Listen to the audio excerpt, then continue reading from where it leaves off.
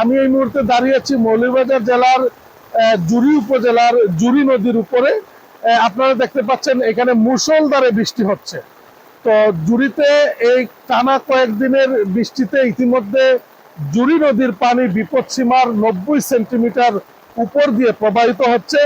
ত্রিপুরায় বৃষ্টিপাতের ফলে ত্রিপুরার পানি এই জুড়ি নদী হয়ে এশিয়া মহাদেশের বৃহত্তম হাওর হাকালুকি হয়ে কুশিয়ারা নদীতে গিয়ে এই জুড়ি নদীর পানি পড়েছে। আমরা কয়েকদিনের যে বৃষ্টিপাত হচ্ছে এতে করে আমরা দেখেছি যে হাকালুকি হাওর পারের অনেক গ্রাম আপনার প্রায় প্লাবিত হয়ে যাচ্ছে।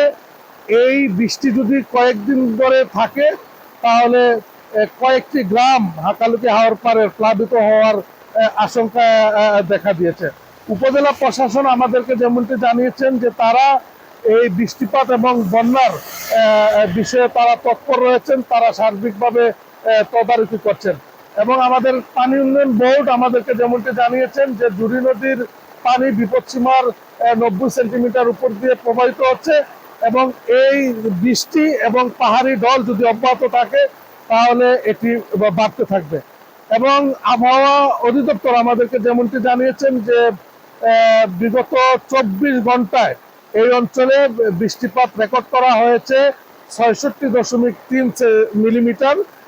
সবকিছু মিলিয়ে আমরা বলতে পারি যে এই বৃষ্টিপাত যদি অব্যাহত থাকে এবং পাহাড়ি ঢল যদি এখানে অব্যাহত থাকে তাহলে কয়েকদিনের মধ্যেই জুড়ি উপজেলা সহ জেলার বিভিন্ন উপজেলায় বন্যায় প্লাবিত হবে বলে আমরা আশঙ্কা করছি। তো এই ছিল বৃষ্টিপাত নিয়ে সর্বশেষ তথ্য। ধন্যবাদ।